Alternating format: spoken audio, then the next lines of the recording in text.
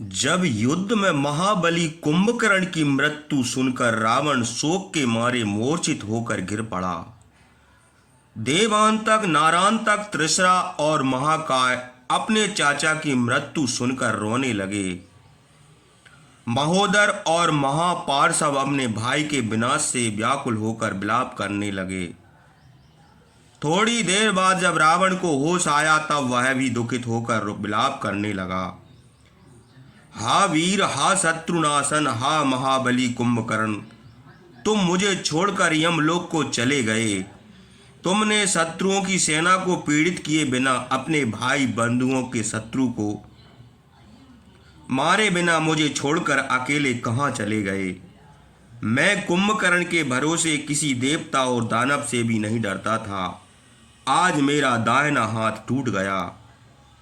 अब मैं निस्संदेह मरा। बड़े आश्चर्य की बात है, काल और अग्नि के समान प्रचंड जो वीर देवता और दानवों का दर्प नष्ट कर देता था, वह आज युद्ध में रामचंद्र के हाथ से कैसे मारा गया। हे कुंभकर्ण, तुम इंद्र के वज्र से कभी पीड़ित नहीं होते थे, फिर आज रामचंद्र के बाण से व्यथित होकर पृथ्वी पर कैसे सो गए। देखो, युद्ध में तुम्हारी मृत्यु देखकर देवता और ऋषि आकाश में बड़े हर्ष से गरज रहे हैं। बानर अब अपनी जीत से प्रसन्न होकर लंका के फाटकों और किलों पर चढ़ आवेंगे। अब मैं सीता को लेकर क्या करूंगा। राज से भी मेरा कुछ प्रयोजन नहीं है। मैं तो कुंभकर्ण के बिना अपना जीवन ही नहीं चाहता। यदि मैंने अपने भाई का विनाश करने वाले राम को न मार डाला तो मेरा जीवन व्यर्थ है। इससे तो मर जाना ही अच्छा है।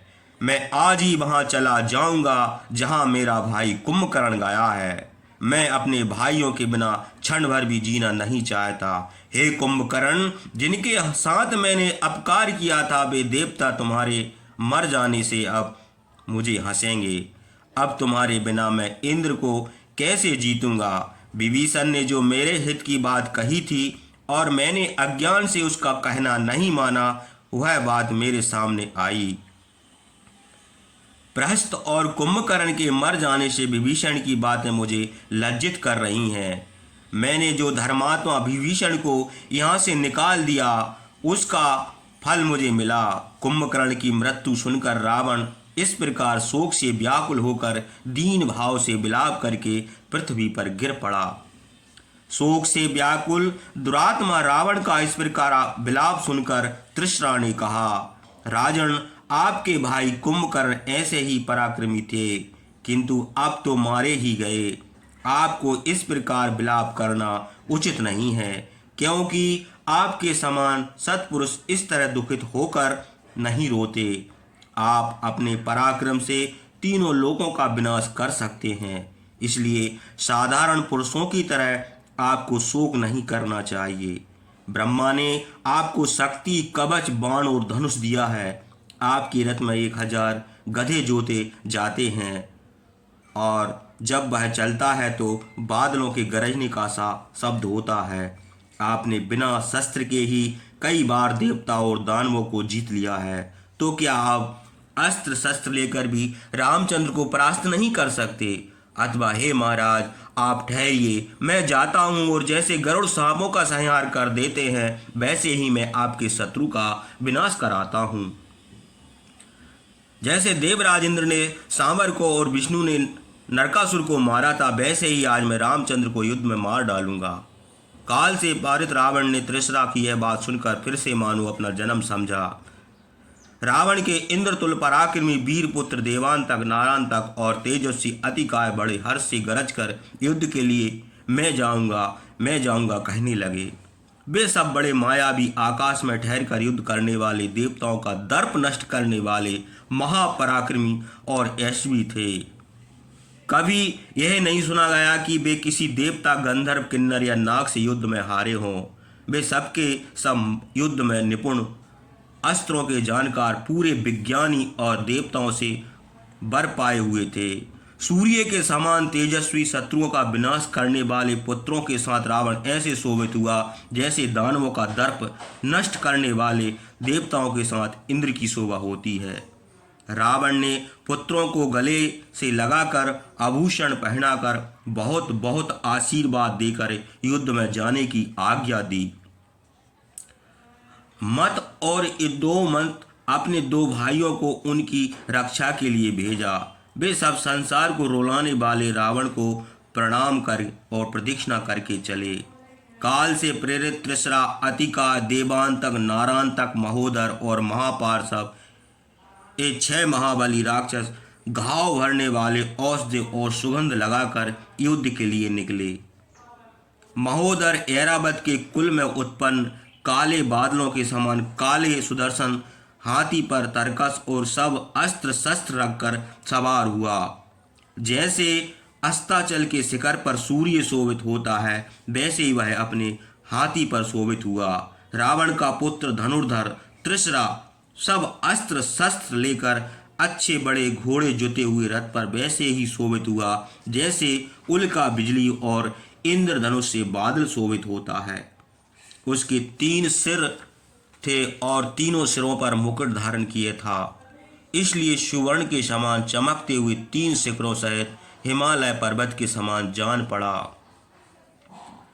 धनुर्धरों में श्रेष्ठ महातेजस्वी अतिकाय, तरकस, धनुष, प्रास, खड़ग और परिग आदि अस्त्र शस्त्र रखकर उत्तम रथ पर सवार हुआ। वह अपने सिर पर सुवर्णमय चित्र विचित्र मुकुट और अच्छे अच्छे आभूषण पहनकर अपनी प्रभा से प्रकाशित सुमेरु पर्वत के समान शोभित हुआ। जैसे देवताओं के साथ इंद्र की शोभा होती है वैसे ही महाबली राजकुमार अतिकाय राक्षसों के साथ शोभित हुआ। नारांतक उल्का के समान चमकता हुआ प्रास लेकर उच्चेश्वरा के समान श्वेत सुवर्ण के आभूषण पहने हुए मन के समान वेग से चलने वाले घोड़ों पर सवार होकर उसी प्रकार शोभित हुआ जैसे महातेजस्वी कार्तिक शक्ति लेकर मयूर पर सवार होते हैं।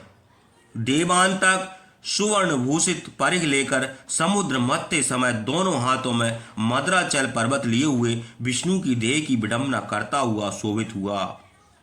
महातेजस्वी महापार्श्व गदा लेकर हाथ में गदा लिए हुए युद्ध में कुबेर के समान शोभित हुआ। ये 6 राक्षस बादलों के समान गरजते हुए हाथी घोड़ों और रथों पर सवार होकर अमरावती से प्रस्थान करते हुए देवताओं के समान लंका से चले। सूर्य के समान तेजस्वी राजकुमार मुकुट धारण करके आकाश में प्रकाशित ग्रहों के समान प्रकाशित हुए। उनके हाथों में चमकते हुए अस्त्र शस्त्र शरद ऋतु में उड़ती हुई हंसों की पांति के समान जान पड़े। उन वीरों ने अपने मन में ठान लिया या तो शत्रु को परास्त करेंगे या अपने जीवन से हाथ धोवेंगे। मार्ग में चलते हुए वीर राक्षस बादलों और सिंहों के समान गरजते थे, दूसरों का बाण पकड़ लेते और बोली बोलते थे। मदान राक्षसों के चलने और गरजने से पृथ्वी कँपने लगी। उनके सिंहनाद से आकाश गूंज उठा। इस प्रकार महाबली राक्षसों ने बड़े हर्ष से लंका से निकालकर शिला और वृक्ष लिए हुए बानरों को देखा। महात्मा बानरों ने भी हाथी घोड़े और रथों से सजी हुई सैकड़ों किंकणी बजती हुई बादलों की घटाओं के समान अग्नि और सूर्य के समान तेजस्वी राक्षसों की सेना को देखा।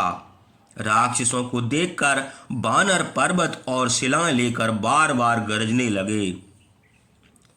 राक्षस बानरों का गरजना न सह सके और वे भी बड़े भयानक शब्द से गरजे। हाथों में पर्वत लिए हुए बानर राक्षसों की सेना में घुस गए। कोई कोई बानर आकाश मार्ग से राक्षसों की सेना में कूद पड़े और बहुत से तो क्रुद्ध होकर सामने ही से घुसे।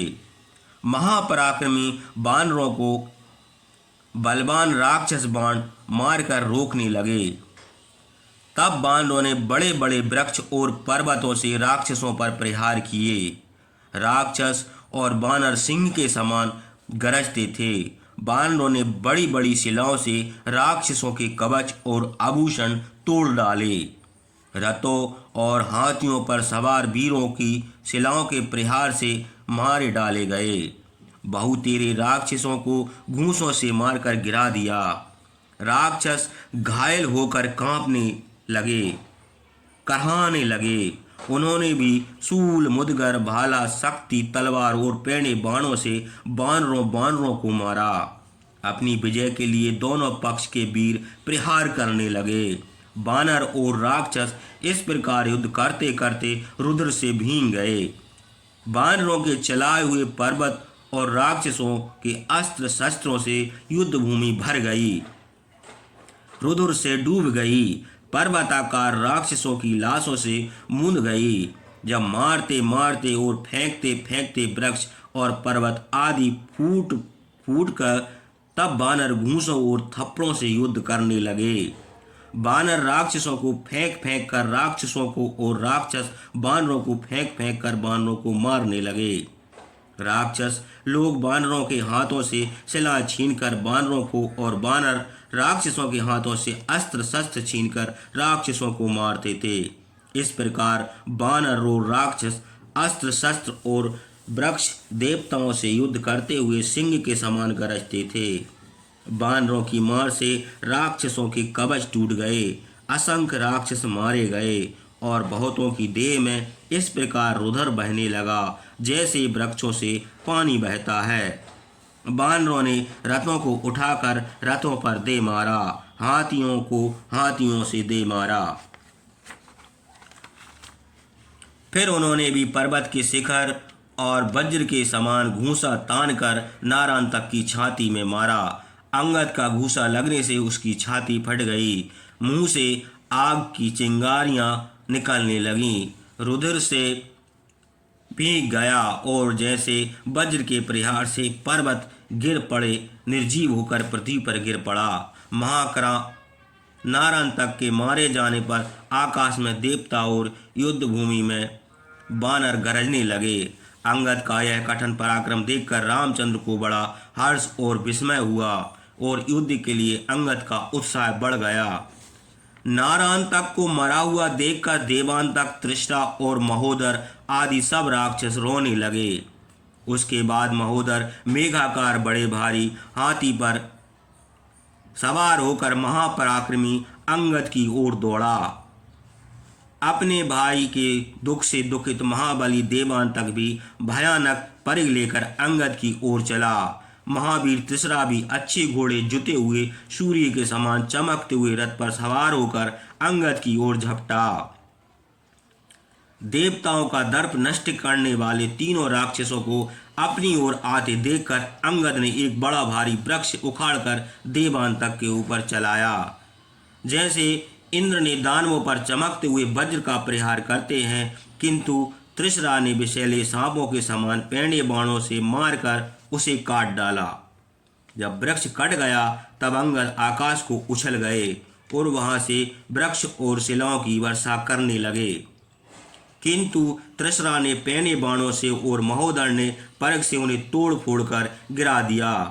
उसके बाद त्रिशरा कुपित होकर अंगद के ऊपर बाण बरसाने लगा और हाथी पर सवार महोदर ने भी दौड़कर अंगद की छाती में वज्र के समान तोमर के कई प्रहार किए। उसी समय देवांतक ने भी क्रुद्ध होकर एक परिघ उठाकर अंगद को मारा, बड़ी फुर्ती से हट गया। यद्यपि इन तीनों राक्षसों ने एक साथ अंगद पर प्रहार किए तो भी महातेजस्वी अंगद व्यथित न हुए। उन्होंने बड़े वेग से कूदकर महोदर के हाथी के सिर के ऊपर एक ऐसा थप्पड़ मारा, फिर उसकी आंखें निकल आईं और वह गिरकर मर गया। फिर महाबली अंगद ने उस हाथी का दांत उखाड़कर देवांतक को मारा। देवांतक के मुंह से लाख के रंग के समान रुद्र बहने लगा और वह आंधी के